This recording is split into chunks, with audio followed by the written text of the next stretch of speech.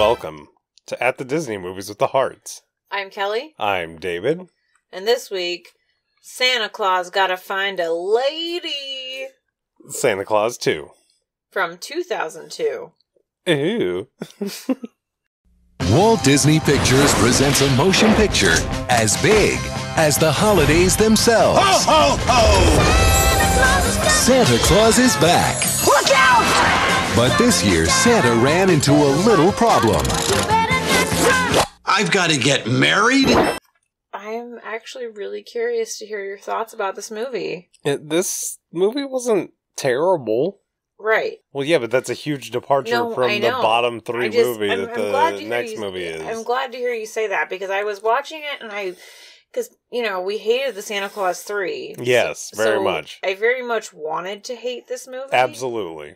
But it really wasn't that bad. Yeah, it's not that bad at all. I kind of was mildly enjoyable. Yeah, that's where I would put it. I'd say this is a mildly enjoyable, mildly funny movie. Well, and granted, it's April, and we're watching a Christmas movie, and to get that reaction is like, okay. I didn't think that it being April had anything to do with it, but maybe that's just me. No. But usually, if you're watching any kind of Christmas movie at Christmas, it gets a little bit of extra magic bump. Yeah, but see, that's basically unfair to give it that bump. So Santa Claus 3 actually got that bump because it was almost Christmas. But that's how bad it was. Yeah. That's how bad it was. That's what I'm saying. Yeah, no, I actually didn't really think it was that bad at all. No. I can almost see why they made a third movie, although now it's clear why they had to make a third movie, because they kept the entire original cast, and if they would have waited one more year, all of those people would have been adults. Who would have been adults? Lucy. Charlie.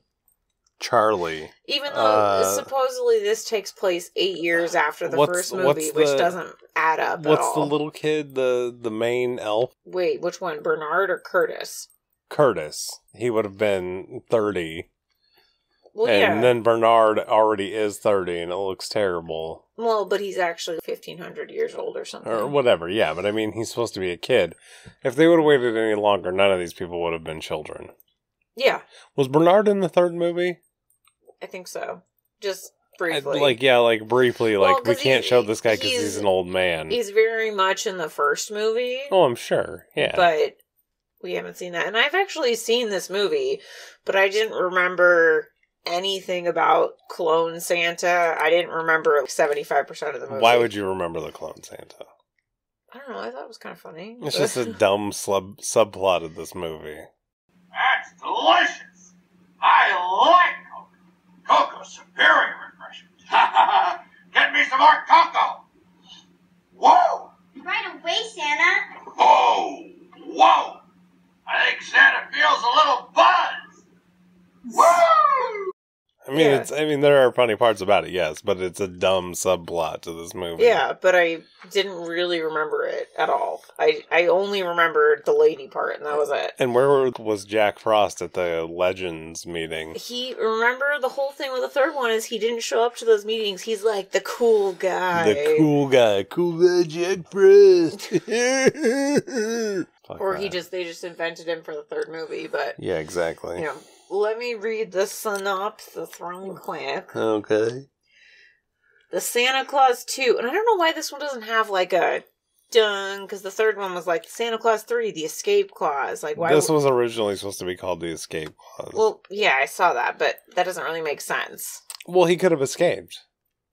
Oh, he didn't want to, though. Yeah, but I feel like the first movie didn't make it super clear that he wanted to be Santa. Well, no, he didn't want to be Santa. That's what I mean. The first movie. He was like, no, I don't want to be Santa. That was the whole thing. From my whole memory, I'm just saying, they could have easily done that with this. The Santa Claus 2.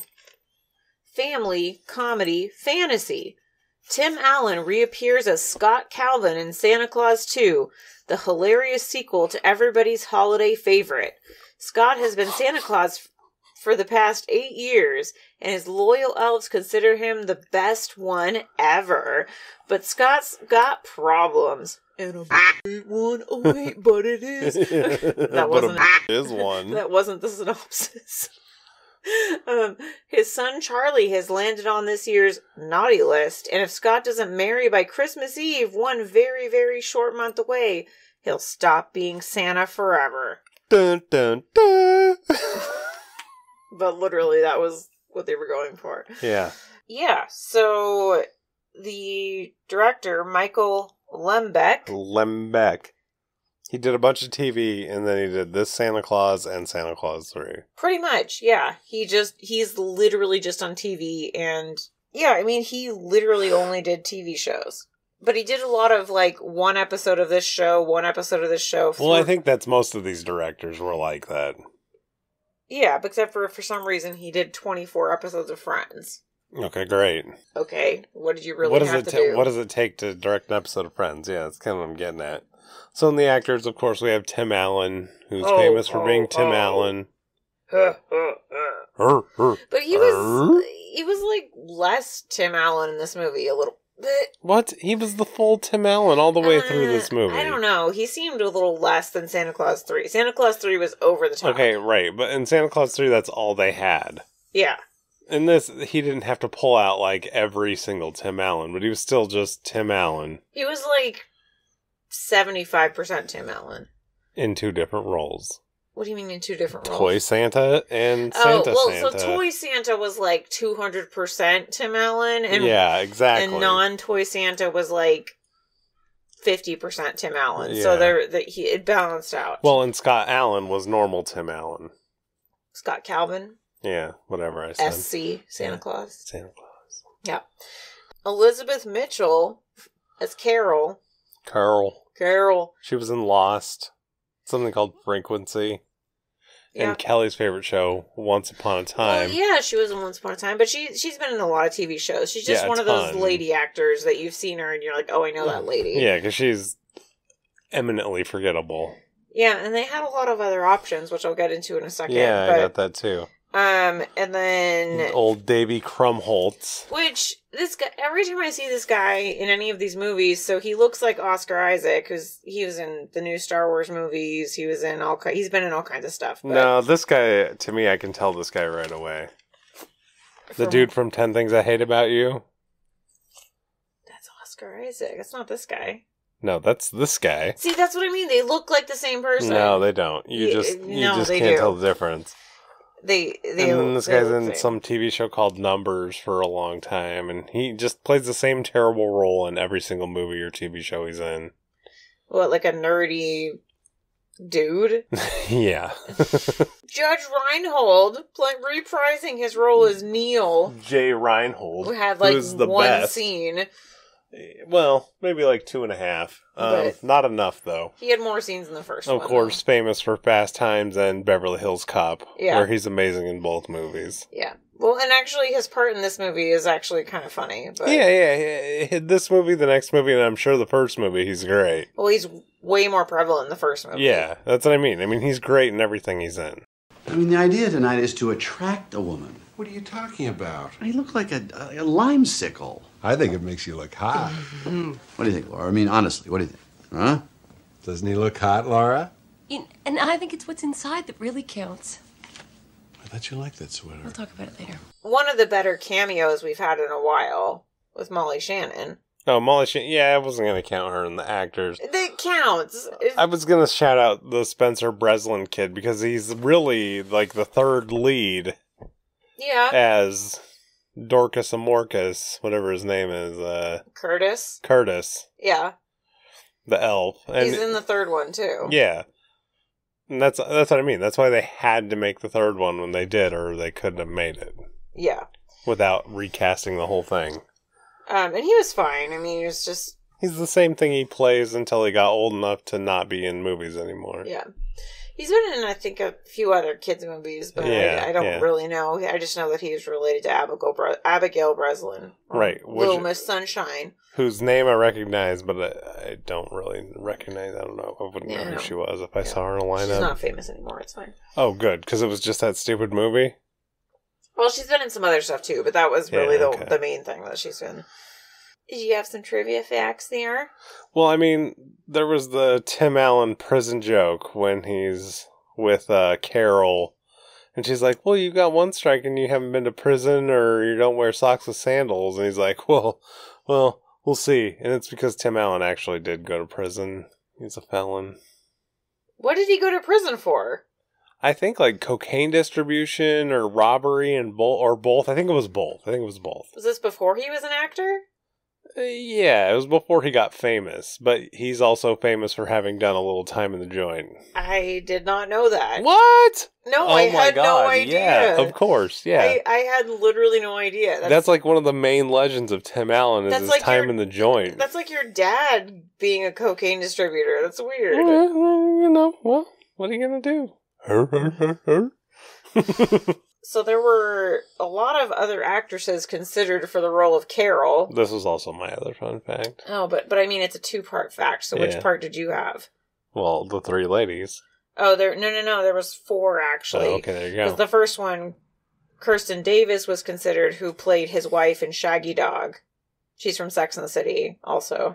Okay, yeah. So she vaguely remember. She was considered, but then there were 3 other ladies also considered. Who I considered all more famous because they're all 80s ladies. Yeah. 80s ladies. Kelly Preston, Jennifer Connelly, and Brooke Shields. I feel like those were all not good choices. What? Jennifer Connelly would have been fine. She would have been okay. No, you got to think. This is 40-year-old Jennifer Connelly. Yeah. After that, yeah. That's what I mean. Mileage. No, I think that this Elizabeth Mitchell chick was the right choice. Why? Because you can't remember her? Well, it's not really that. It's just like when she was trying to be the tough principal, like it was more believable that she was that role, I guess. And It's funny that she was relegated to just being pregnant in the next movie. Well, yeah. She's just a pregnant. Yeah, like that's not the point of the movie. I don't know. Shields would have been unbelievable. Well, she's just too much. Yeah, and she looks like too much. I just don't buy it. You'd be like, what is this? What? No, this isn't a principle. No. Okay. So let's dig into this movie. You know you better watch out. You better not cry. You better not pout. And I'm telling you why. Santa Claus is coming to town. Kind of a strange opening. Yeah, there's an airplane flying over that's detecting the North Pole, and they have to pull out all these stops to make it undetectable, and we never hear from this again. Yeah, we're gonna go to ElfCon 2. ElfCon 1. I think it was just supposed to be like a funny bit, but it's like, who were these plane people? Why were they flying over? I thought they were supposed to be Russians at first. No, they were Americans, and so they're trying to make everything silent, and Santa comes up and he's dressed like a submarine captain, whatever. Yeah. He has all kinds of crazy Santa outfits, and then there's music playing, and they have to go track it down, and it's actually Curtis playing some jazzy version of some Christmas song that I've never heard before. What? No.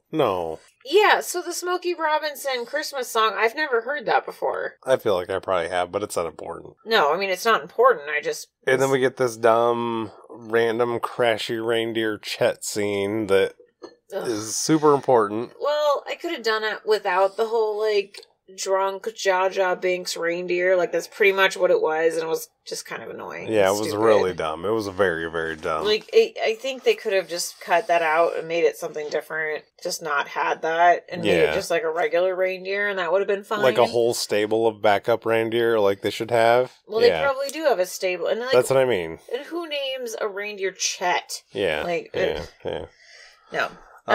So then we cut to Charlie breaking into the school to do some graffiti to get some. Ooh, he's a bad boy. It's so exciting. Ugh. And he's like, oh, I might not make it out of this alive. And then she's like, okay, I'll kiss you. But then he falls instead of kissing her. And then, bam, Principal Newman is right there. Well, he's done all of his graffiti art, and then all of a sudden he's right there. Well, clearly she watched him and waited. And for some reason, the chick never gets in trouble. No, of course not. Yeah. Why not? Oh. She ran away. And then we cut back to Santa, and oh my god, he's so cool, just walking through the workshop, and oh, you're doing good, he's like, I'm cool Santa, and oh, everybody loves me, and oh, a cookie, and it's just a bunch of elf Santa nonsense. Oh, let's play some football. But then there's like little whispers between Curtis and Brody. Is that his name? Wait, what's his name? Bernard. About Brody, close enough, I guess. Close enough, yeah. Correct, sir. I thought Bernard's character was weak. It was better in the first movie. But... Yeah. Well, this isn't the first movie, and I can't recall it. And there's whispers of, oh, you gotta tell him now. You gotta tell him. The whole football thing didn't really make sense. Like, it was Tim Allen wanting to relive some coolness on the football field. Okay, so I literally thought, oh, this must have been Tim Allen's idea. Yeah, totally. Like, it didn't really make sense. And then all of a sudden he had like a Santa jersey on, like... Yeah, he just wanted to have some football in the movie. I think that's clearly all that was. And then they made another scene of it later, but we'll get into that later. So it ends with all the little kitties hanging out all over Tim Allen, which is a whole different thing. So they finally break it to him. Charlie's on the naughty list. Oh, and BT Dubs, read the fine print. You have to get married. There needs to be a Mrs. Claus. Which, okay, thinking back on it now, it doesn't really make sense, because if you've been Santa for 8 years, 8 Christmases, so why is all of a sudden it's a problem, and all of a sudden he's like losing weight, his beard is shrinking, all of a sudden you're going to stop being Santa. The desantification process has begun. He has to get married now. It doesn't make sense, and also Charlie in the first movie was like 8 already, so this is 8 years later, like... It seemed like he was about 16. That seemed right. It doesn't seem right to me. Because he was in high school. He was trying to get some... So, yeah, Santa has to get married. In 28 days. He has to find a way by Christmas Eve. 28 days. So this is Thanksgiving? If it's 28 days till Christmas Eve? Basically? Yeah. So then we meet the Council of Legendary Figures, which is a decent scene. Yeah, no, I still want to know where Jack Frost was, but... they invented him later. But Aisha Tyler does a great job of owning this whole scene. Yeah, as Mother Nature, and this was prevalent in the third movie too, but in a less good way. No, this was actually funny because the Tooth Fairy's trying to change his name, and I don't think Kevin Pollak was Cupid in the next movie. I don't recall. I don't think so. I don't recall. What is he from, anyways? Everything. I don't really... He's like the son in Grumpy Old Men. He's in Usual Suspects, I think, maybe. He's in a lot of stuff. Oh, I want to change my name, blah, blah, blah. How about the Molinator? Yeah, that's Tim Allen's idea, the Molinator. He's like, yeah, and just because he doesn't like his wings, apparently, I guess. Because his wings are small and it makes him it makes him a fairy. He's the Tooth Fairy, and he wants to be the Tooth Guy, or Roy. He wants to be tougher than his little baby wings. And he's like, nobody's going to put a tooth under their pillow for Roy, which is not wrong. Get ready for some Roy. And so he tells them all about his problems, and then, and they can't really do anything, obviously. And then Curtis gets a bright idea that he wants to make a toy clone of Santa that magically is going to have thoughts and feelings just like Santa. But at this point, Tim Allen makes it clear that he wants to be Santa. Yeah. Yeah, he declares his want to be Santa. So yeah, Curtis has the bright idea of basically cloning him as a toy. But he's not a toy. He has thoughts just like Santa. They teach him thoughts and feelings. But of course, that goes wrong. Yeah, so he comes out and he's all plastic looking, and so then Bernard has to introduce the new Santa, because basically Scott Calvin's character, real Santa, has to go take care of Charlie. And find a wife. And they give him this, watch that monitors how much magic he has left or whatever. Yep. Which he goes through quite quickly. Yeah, and then Bernard has to do the sell job to the rest of the elves to make sure that their plastic Santa's cool. This was, I don't really understand why he couldn't have just handled everything. Why? And he totally could have. And they could have told everybody, It's just, I don't know. That didn't And it's like, if your magic goes to 0, you can't return to the North Pole.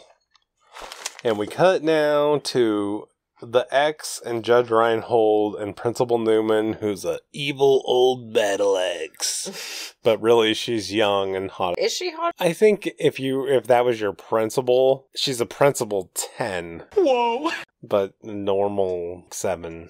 She got that principal curve. But yeah, she's like, I'm a tough... But also, one of her lines did make me chuckle because she's like, Tim Allen is just kind of being a douchey, like, witty guy. And she's like, oh, battle of wits. It's too bad you came unarmed. Yeah, that was that was not a bad line, yeah. And then they're in her office, and Scott's just being kind of a dick. Yeah, Tim Allen is just being a total douche. He's like... banging his head against the filing cabinet. Let's get this over with. Who really cares what my kid did? He's sorry. Blah, blah, blah. Let's get out of here. Even though he's supposed to be taking care of him. And, yeah, he should have hit him. And so she's not impressed initially. And maybe it's because he looks super creepy with his shaved face, but it's still super... Shaved-ish face. Yeah, he really goes through some looks in the next few scenes. We cut back to Toy Santa's wackadoodle Buzz from Coco scene. This part actually was kind of funny. It was alright. Santa feels a little buzz! So, and then we cut back to his ex trying to get him laid. And he wears this awful sweater from Neil. And who has just awful sweaters of the ass. It's a bit from the first movie. And it continues into the third movie. Yeah, and it was a pretty bad sweater. But, so he goes on a date with Molly Shannon. Who is crazy. She's a Christmas freak wearing a picture of him on her shirt. Well, it's supposed to be, quote, Santa, but yeah, it is a picture of him, yeah. And she, for some reason, decides she needs to bust out into this Shania Twain Christmas song that doesn't exist. But it's very funny. It's a funny song. It's so uncomfortable. They really need to record that song. It's so uncomfortable. This whole scene is uncomfortable. But man, I feel like some Christmas. Yeah, it's very uncomfortable, but she does a great job. I mean, she's just being herself. She's she's doing her thing. The singer-songwriter. No way. Way. Yeah. What's your favorite kind of music? Country western. Oh. Yeah. Do you like Shania Twain? Yeah. Yeah. The best thing about singing at Christmas is the cocoa caroling and fine. You know that one? Yeah, I know that song. Go totally Yuletide. Taking a sleigh ride. At the certain reindeer skirts. Mm-hmm. Hey. Watching the windows fog, drinking some eggnog. That's good. Fill up a stocking. Doesn't immediately support what she did, so she bolts. She takes off, and that's the last we see of Molly Shannon. She's like, it took a lot of courage to do that. And if you can't support a woman like that, and he's like, okay. Then we cut to Charlie, and he's basically like, I really want to chicks.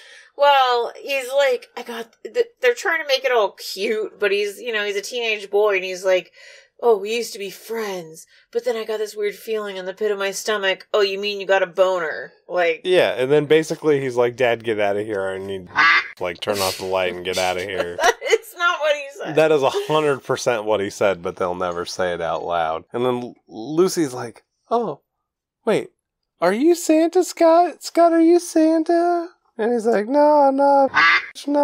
And of course he is. And then we cut back to Toy Santa, thinking now he's the real Santa. He tears up elf football. He, hurts all the elves playing football and dominating them. Yeah, he's just, and he's a real stickler for the rules. Rogue Santa is weird. And we go back to Charlie, and he gets in trouble again trying to get some more...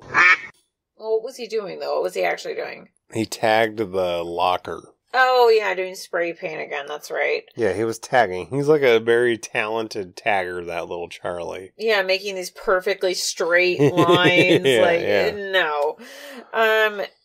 So she catches him again, and Tim Allen comes in and is like, you can't suspend him. He's got to get community service instead. How about that? And she's like, oh, okay, yeah, you both can have community service. You can help him do his thingy-majigger. And this is where he turns on the Santa dick, basically. Well, yeah, they're at the community service. He's getting super flirty with her, and she's kind of digging it a little bit, and she's kind of like, oh, you've really lost weight, or do you feel okay? And it's like, he looks completely different. Like, it would be shocking. It wouldn't make any sense. He lost 100 pounds overnight. Yeah. Basically. And then we get Toy Santa going loco, making toy soldiers. All of his scenes are kind of forgettable. A little bit, yeah. It's basically just a slow progression of him getting crazier and doing weirder stuff. It's an excuse to have a villain. Pretty much, yeah. It's exactly what it is. And then all of a sudden, Tim Allen Scott Calvin decides he wants to try to get with the principal. Yeah, so he just knocks on the door and he's like, yo, can you give me some? Well, that's not what he says. He says, hey, let's go get some noodles or pie. And she's like, I gotta go to my staff Christmas party. And but they have a lot in common in the meantime, because they want to go eat thin crust pizza and watch some 50s movie with a special car in it. Yeah, that's how all true love relationships are based on. Yeah, it is. Yeah, too bad this isn't true love. And then he just starts... This is where all of his magic goes into this one night, basically. Isn't that what it's all about, Kelly? Is one magic night in a relationship? Doesn't that make a whole relationship? Yeah, that's how love works. So he gets a horse-drawn carriage. They're going down, and she... Whoa. A reindeer-drawn carriage. No, it was horses. Oh, was it horses? Yeah, it was horses. Oh. You can't whip out the reindeer yet. That's like later. She starts talking about her childhood and tells him all these things, and then... Yeah, she has serious daddy issues. Yeah, and so telling how, oh, my dad tried really hard to get me to believe in Santa and this and that. And he whips out Coco, and then he whips out the snow, and she's like, oh my God, it's so magical. And they go to the most depressing holiday party ever. Oh, yeah. It's just all these teachers standing around looking lame, looking dull. So Scott has the bright idea of, hey, I'm going to produce a big old bag of gifts and give out hella 70s presents of toys. Which was pretty cute. Which just keeps draining his magic, though. Yeah, and so then all the teachers are just playing with all their toys and... having a blast, and finally he gives the principal her baby doll, and she's like, oh my God, we need to right away. No, she's like... Yes, that's what she actually does, but they make it PG. So they go out in the hall and they have this little, oh my God. No. Well, I don't know how you did it. It's like some kind of magic. Yeah, sort of like some kind of magic. And pretty much the last day I have. What? The military, we cut back to the North Pole where all the military toy Santa has taken over with all of his soldiers, and everybody's getting coal. No more toys. And Bernard tries to tell the truth. Yeah, he tries to rat out the fake Santa, and they just turn it into a coal factory. Mm-hmm. And then we cut to the scene of Charlie snowballing the principal's house. Which, this is a different day, or it's been a couple days or whatever. No way, it's the same day. No, they're wearing different clothes. I think this has been like a couple days or a week. No. Yeah, because when he first went there to the regular world, it was like 28 days till Christmas or whatever, and now it's a week till Christmas. But either way, he finds out that his dad the principal, and he just loses his mind. And the she's going after is also upset by it. Oh my God, your dad's dating the principal? Gross. Oh, I can't you're anymore. Even though, who would really care? Yeah, nobody would care at all. Yeah, they always do that in movies. Like, oh, your parent is with the teacher. Like, and all that does is screw up actual children who don't know that stuff isn't real. Wait, what? Well, you don't know when you're a kid that, like, oh, nobody would actually care. Oh, yeah. Yeah. Like, literally no one cares. Yeah. Like, think about when you were a kid, if your friend's parents started dating one of your teachers, like, you probably wouldn't even know. You wouldn't care. You would be able to use that for blackmail more than anything else. No one cares. Yeah. And then this is where Scott tries to tell Carol that he's Santa, and so she freaks out because of all the stuff she told him. She's like, you get out of here right now. You're not the Santa Claus. And really, you just think he was nuts. And that's why you'd kick him out and be like, you're crazy lunatic. And then we get one of the more stupid scenes in the movie, because he goes home and then Charlie has his whole, it's really hard having a dad who's Santa Claus. Yeah, he has his little meltdown. And that's why he's been acting out. And so Charlie's whole reason for acting out is, my dad's Santa and I can't tell anyone about it. Do you know how hard that is? My friend says his dad's a plumber. Dad, that can't get me laid. Damn it. That part was just kind of weak. It was just it was really weak. It was just dumb. Yeah. Now we get Lucy. Oh, Lucy gives Charlie some kind of pep talk that gets him back in. Yeah, and then we get Curtis just shows up because Rogue Santa's going crazy. And, yeah, Slaver Santa is just being out of control. He's turning everybody into slaves. Well, and he's going to give all the children coal, and there's no nice children and this and that. And there's more everything laying it out for Lucy because Curtis shows up and she's like, are you an elf? Yeah, she just knows everything. And he's like, no, I'm Curtis from Buffalo. Yeah. And he gives Tim Allen the deets and... So then they try to go take Comet, but Comet went on a candy bender. Yeah, so he turned into a big old fat who can't even stand up. And there's more farting reindeer humor. Well, at this point, I just basically expect farting and live with it. Yeah. Yeah. Great addition, Kelsey. So instead, they're trying to remove one of Santa's teeth to get the Tooth Fairy to come, and there's all these dumb things like closing the door and throwing a stupid toaster off the second floor, which somehow drags him over the banister. You never did the door thing? I think most people have tried it, but you have to have a very loose tooth for that to work. Yeah, it's not going to work on an adult man with, like, that's just dumb. They should have just done it to Lucy. But then, magically, Lucy loses a tooth. And so Tooth Fairy comes and they get him out there, and so he takes him to the North Pole. Dragging Curtis hilariously. If you're dumb, it's funny.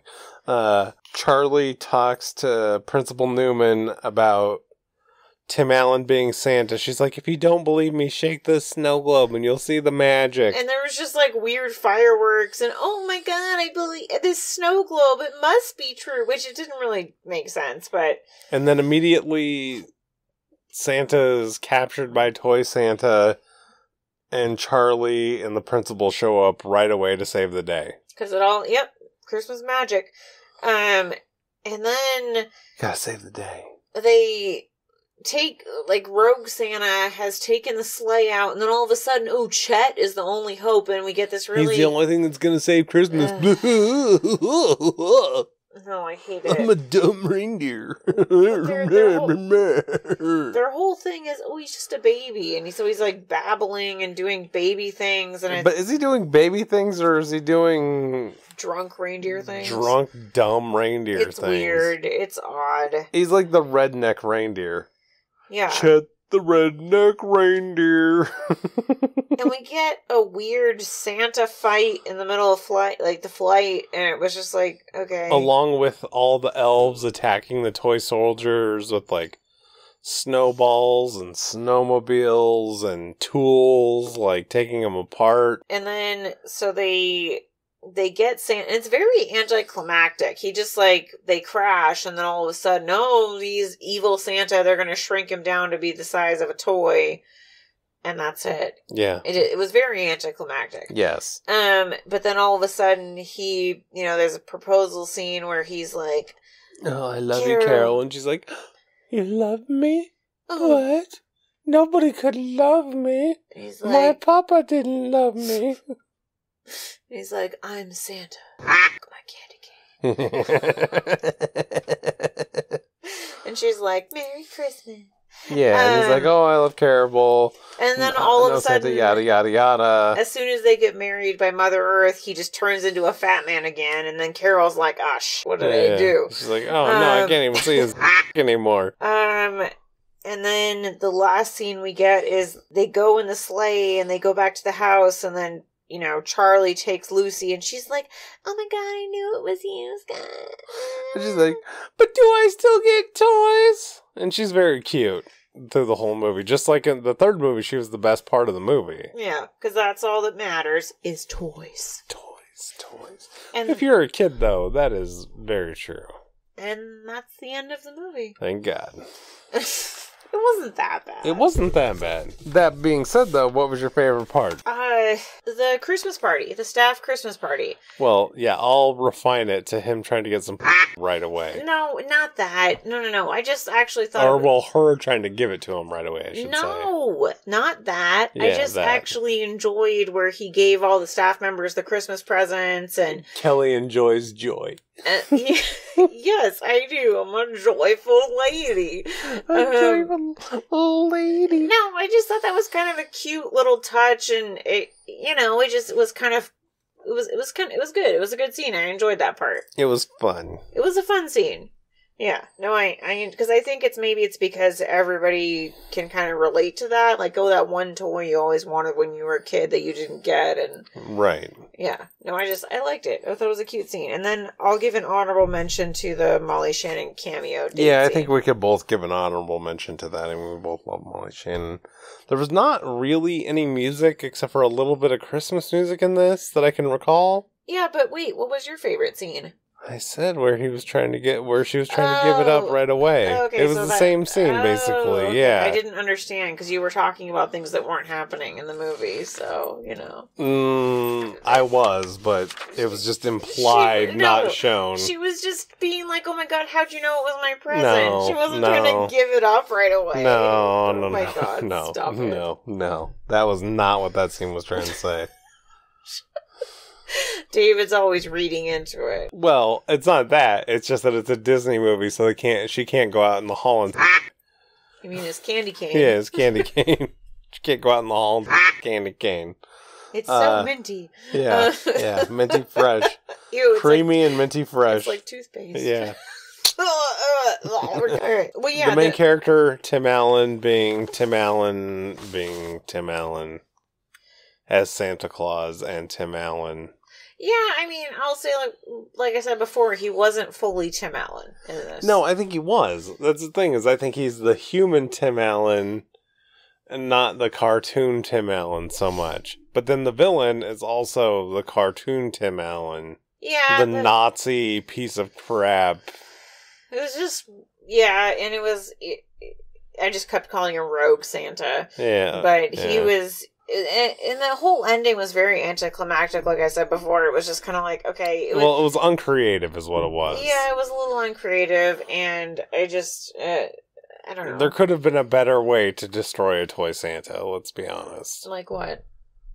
Like, you could have melted him, you could have broken him, you could have taken him apart, you could have done all kinds of different things with his plastic. Taken out his batteries. Yeah, taken out his batteries. That's a great way to go. You could have gone a lot of better ways with fake Santa. You could have brought back the plastic tushy that was at the beginning. Right, which is kind of what I was figuring, and they didn't do anything else with it, except for when Bernard tried to rat it out, but... Yeah. What are you going to do? So the side characters were Bernard, and he's terrible. Curtis, who's at least kind of a fleshed out character, and... Well, he's just, he's number 2 elf, but he's, rule following. I'm Curtis. Blah, blah, blah, blah. Except for I forgot you needed to get married within the last 8 years. Which I'm a dummy. Wasn't a problem before, but all of a sudden it is. And you have Charlie, and he's just, my dad's Santa, and I can't handle it. Yeah. And then you have Principal Ho. I mean, she's just trying to get it and get married before she's 40. You mean Carol? Carl. Which they gave her a Christmas name. Carol. Of course. That was totally on purpose. Yeah, of course it was. And then Lucy, the cute little kid. Yeah. Yeah, she was fine. Well, I mean, she was just building up to her next movie. The cinematography was whatever. I thought it kind of looked a little cheap. Well, but then it was also 2002. That's what I mean. It was just really old, but also it was just nothing to write home about. And I think they actually probably spent more money in, assuming for inflation, they spent more money on the third one probably than the second one. Oh, certainly. I mean, they had to make some of those people look younger. Oof. But no, the cinematography wasn't really anything. It was, and even it was kind of awkward, but it was 2002. That's almost 20 years ago, really. And honestly, anything before 2006 or 7 is ancient. Yeah. 2002 was a very odd technological time. This is like 3 years after Inspector Gadget. That's what I mean. 2002, you're like, oh, it's still in the 2000s, but it could have just as easily been 1997 and 2002. So for the time, it was probably fine. Yeah, but now it looks old, like something in 97 would have. Like the intro when they're zooming in on the North Pole, I was like, it looks kind of odd. Yeah. But that probably looked fine then. What was your biggest surprise or disappointment, David? I was surprised that it was mildly funny and interesting. Like, why would I think that was the case with seeing number 3? Because number 3 is like our third worst movie. Yeah, yeah. Yeah, no, I had the same sentiments, because I had seen this before, but I didn't really remember it that well. It was, it was better than I remembered. I could see having, kids, and I would watch this again. I would not watch it again.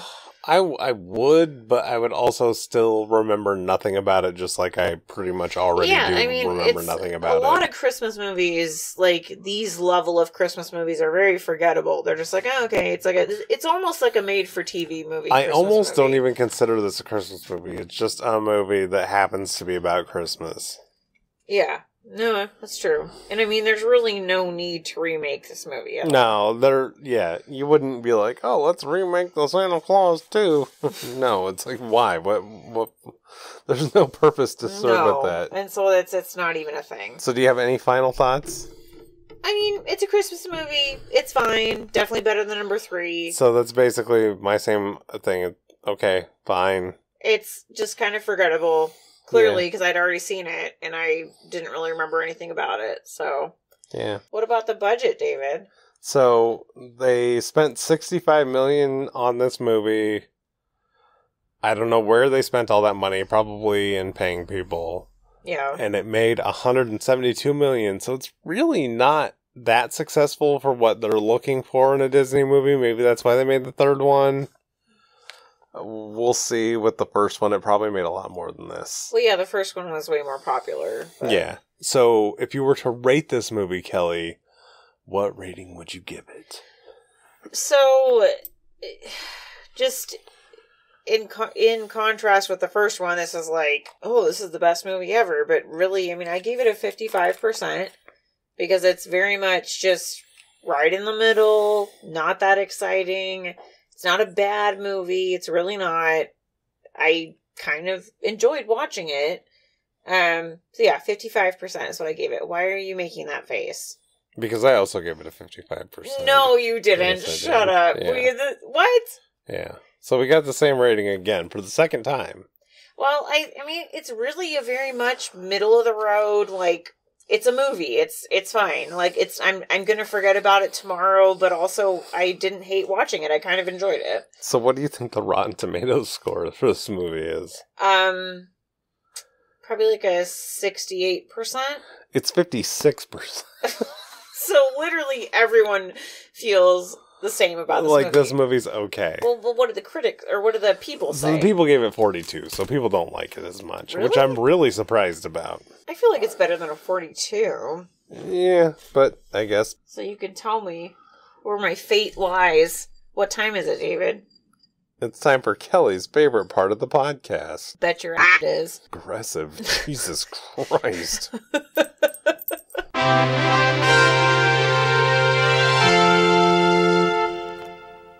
Okay, we came from The Sorcerer's Apprentice to Santa Claus 2, which, when you're saying the Santa Claus 2 is better than the last movie we watched, I mean, we both were ready to hate it, and we both didn't hate it, so... Hated it. So yeah, I'm like, what is it? What could it be?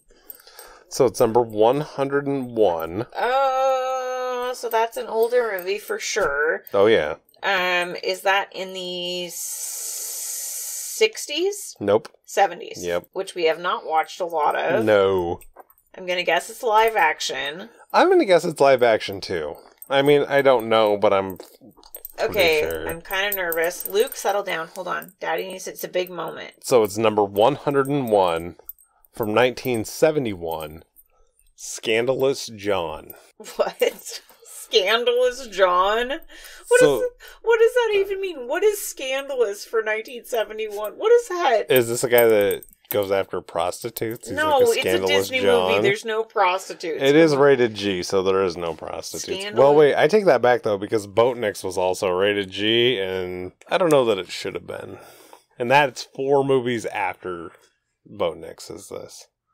Scandalous John. Okay, so what do you think this is about, David? I gotta put this in the candle shoe category of some dude, or some young dude, who's kind of a grifter, but gets taken in by some higher class people who are like, "Oh, John, you're so scandalous," and they kind of they kind of cool him out a little bit. You know what I mean? Like, you don't have to steal stuff. It's all good, buddy. Like, come on, you're better than this. Scandalous John. So scandalous. I mean, I feel like maybe he's not a child, like a youth, like you say. A youth. He's an adult, and he's a con man, and he's gonna try to swindle some old lady out of her jewels or something. My jewels. And then this younger chick's like, "Stay away from my grandma, Scandalous John." And he's like, "No, I gotta get the treasure. There's gotta be, it's the 70s. There's gonna be treasure or jewel thieves." Well, that's what I'm saying. It's in the candle shoe mold. Yeah. So we both kind of agree, but I think he's an old man. Okay, and I think it's a young boy. The old lady's gonna have like some cat or dog or side pet of some kind. And they'd be like, "Oh, that animal doesn't like you." And he's like, "It's because I'm scandalous." Fair enough. All right. So if you want to follow us on social media, Facebook and Instagram, at the Disney Movies, send us an email about whatever you feel like at thedisneymovies@gmail.com. Like, subscribe, share, leave us a review on your favorite podcast platform. Yeah, or really just subscribe, download, and listen to the show. That's what we like the most. Yeah. Yeah. So, in the meantime, this has been At the Disney Movies with the Harts. I'm Kelly. I'm David. Bye!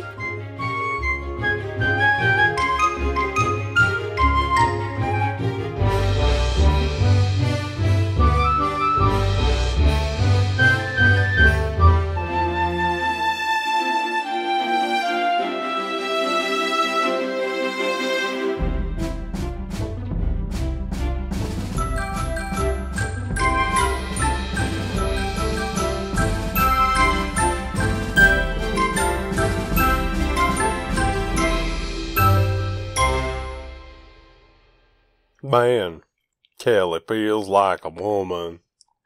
Bum, bum, bum, bum, bum, bum, bum.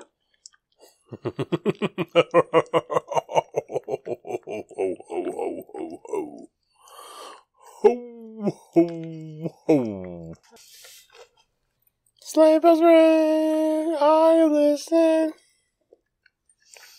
In the lane, That doesn't help when you do that, by the way. That really makes it a lot harder. I'm passing my own time. I know, but it makes it, then I'm like, wait, no, I need more seconds. A beautiful sun. I know. I think I got more burned than I thought I did. Oh my god. You gotta learn to put on sunscreen. Is my face burned? No. This is gonna be gross. This is the 3 whiskey suicide. Why would you do that? Well, they're all gross on their own. Well, though Evan Williams isn't gross, but they're all gross. So I'm trying to mix them to make them less gross. Hang on.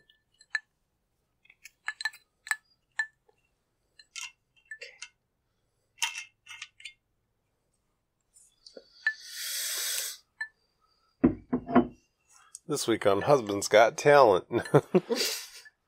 Putting on a whiskey cap. So cool. Precariously.